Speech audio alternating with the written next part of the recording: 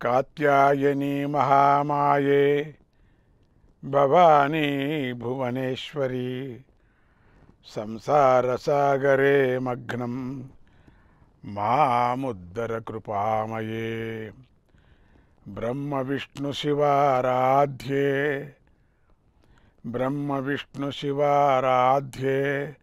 प्रसादं जगदंबिके मनोभिलषितं देवी वरं देहि नमोस्तुते।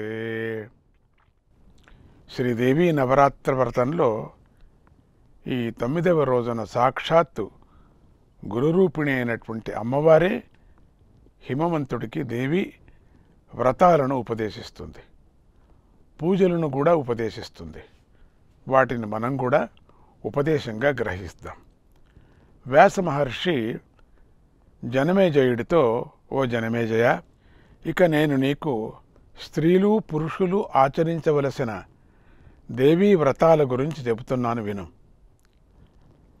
అనంత తృతీయం, రస కళ్యాణిని, ఆర్ద్ర నందకరం అని 3 ప్రధాన వ్రతాలున్నాయి.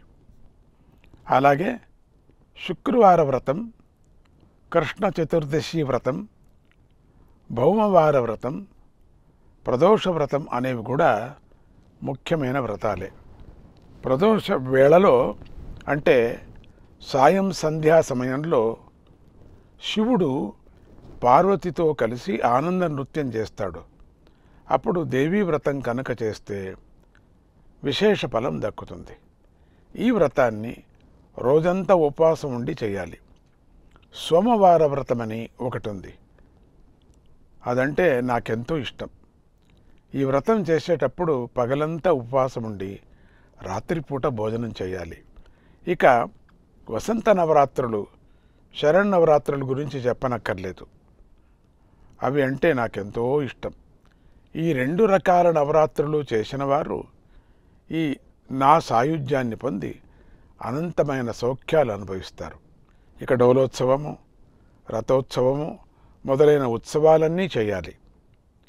సువాసిని పూజ చేయాలి, కుమారి పూజ చేయాలి, బ్రహ్మచారులను పూజించాలి. వారందరిలోనూ నేను ఉన్నానని తెలుసుకొని పూజించాలి. నా పూజలో అయ్యో ధనం ఖర్చు అయిపోతుందేమో అనే పిసినారితనం ఉండకూడదు.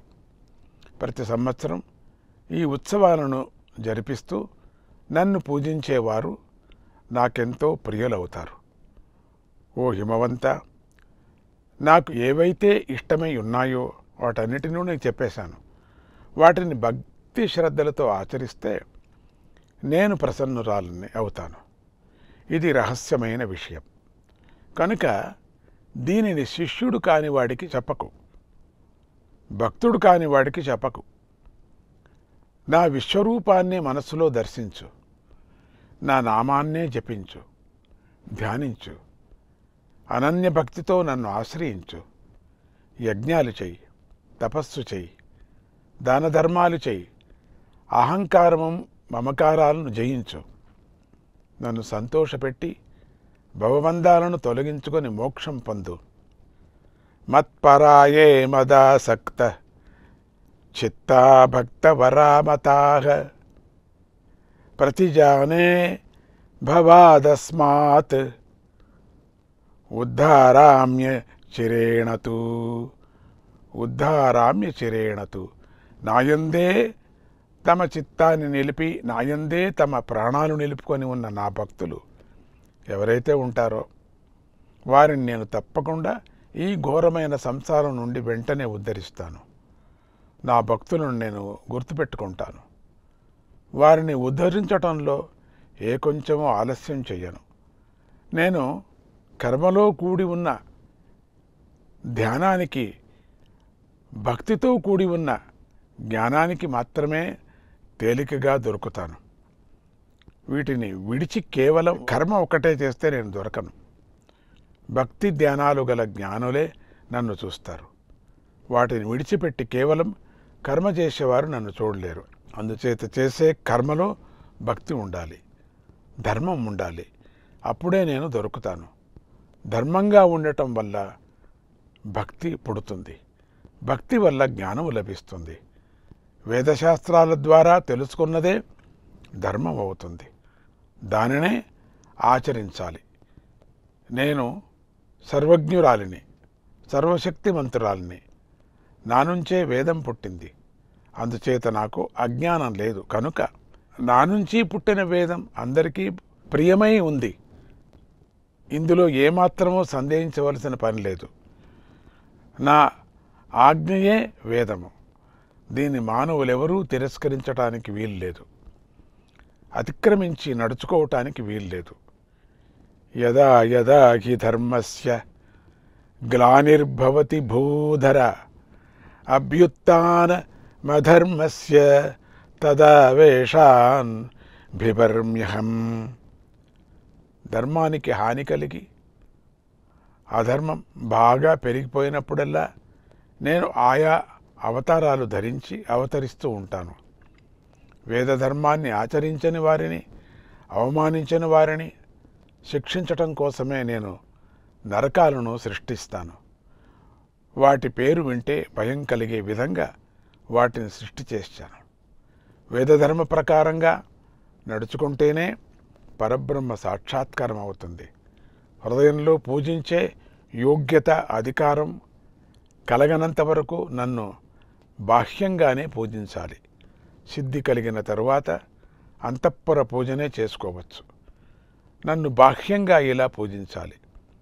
తెల్లవారుజామునే లేచి శిరస్సు యందు పద్మం ఉన్నట్లుగా భావించి స్మరించాలి. ఆ పద్మంలో గురుమూర్తిని ధ్యానించాలి. ఆ తర్వాత కుండలినీ దేవిని ఈ శ్లోకంతో ధ్యానించాలి. ప్రకాశమానం ప్రథమే ప్రయాణే ప్రతిప్రయాణే శ్యామృతాయ అంతః పదవ్యామనుసంచరంతిం ఆనందరూపామబలాం ప్రపద్యే. తర్వాత స్నానము, నిత్యపూజలు అయిన తర్వాత నన్ను హృదయంలో ధ్యానించాలి. శరీరంతో సహా తన సర్వస్వాన్ని నాకు అర్పించిన భక్తుడుంటే నాకు చాలా ఇష్టం. నన్ను అర్చించిన వారికి లభించనిదంటూ ఏదీ ఎక్కడ ఎప్పుడూ ఉండదు. మరణించిన తర్వాత దేవీ స్వరూపులుగా మారుతారు. వారికి దేవతలే దండాలు పెడతారు అని అమ్మవారు హిమవంతుడికి చేసిన బోధను వ్యాస మహర్షి జనమేజయుడికి ఉపదేశించాడు. అందరూ పరాభక్తిని కలిగి ఉండండి. పరాభక్తి కలిగి ఉంటే పరాశక్తి అనుగ్రహం కలుగుతుంది. పరాభక్తినే ఎందుకు పట్టుకోవాలి అంటే ముందు భక్తి గురించి తెలుసుకోవాలి. కనుక భక్తిలో గల రకాలను తెలుసుకుందాం. ప్రధానంగా కర్మ, జ్ఞాన, భక్తి యోగాలని 3 యోగాలు ఉన్నాయి. వాటిలో భక్తి యోగం అందరికీ అందుతుంది. అందరూ ఆచరించటానికి వీలుగా ఉంటుంది. ఇది కర్మయోగము. జ్ఞానయోగాల కన్నా చాలా సులభంగా ఉంటుంది. ఈ భక్తి యోగంలో శరీరాన్ని కష్టపెట్టుకోవటం ఉండదు. చిత్తాన్ని నిరోధించుకోవటం వంటి కష్టాలు కూడా ఉండవు. కనుక అందరూ భక్తి కలిగి ఉండాలి. భక్తిని పెంచుకోవాలి. ఈ భక్తిలో మళ్ళీ సాత్విక భక్తి, రాజస భక్తి, తామస భక్తి అని 3 రకాల భక్తులున్నాయి. అవి ఇలా ఉన్నాయి. కొంతమంది భక్తులు పరులను పీడిస్తూ ఉంటారు, మోసం చేస్తూ ఉంటారు, మాత్సర్యం కలిగి ఉంటారు, కోపాన్ని కలిగి ఉంటారు.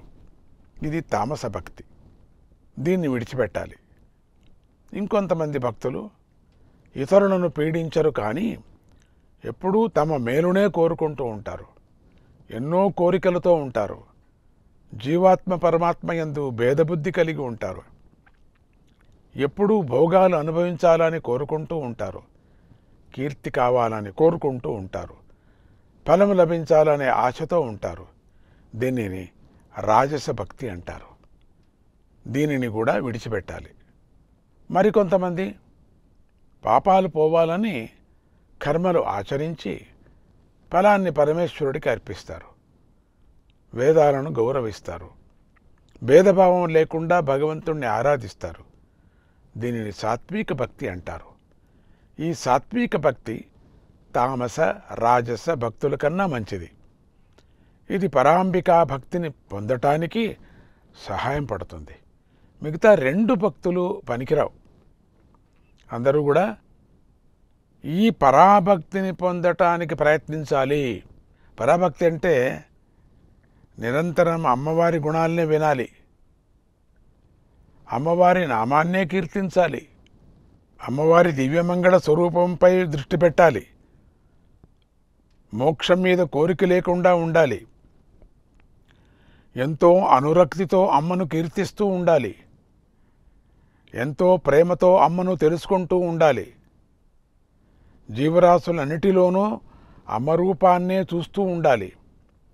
తానంటే తనకెలా ఇష్టమో ఇతరుల పట్ల కూడా అలాంటి ఇష్టమే కలిగి ఉండాలి. తనను ప్రేమించినట్లుగానే ఇతరులను కూడా ప్రేమించాలి. అందరిలోనూ ఒకే ఒక చైతన్య పదార్థం ఉందని గ్రహించాలి.